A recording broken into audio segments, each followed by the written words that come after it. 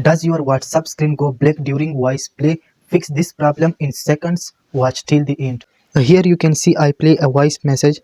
So here you can see the screen is black. So this is the problem. I solve this problem. So simple, you click, you go back. Here you click the your setting app. Then here you can see the my phone option. So simple, click on it. Then here you can see the version info option. So simple, click on it. Here you can see the build number. So click 56 bar. Then click again back. Here you can see the system option.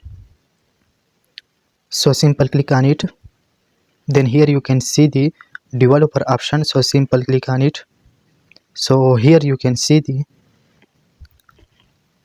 quick setting developer tiles.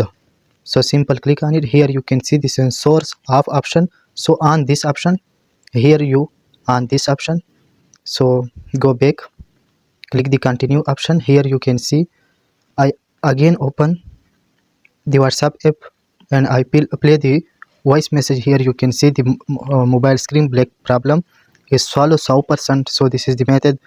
Please like, share and subscribe my channel for more tips and tricks.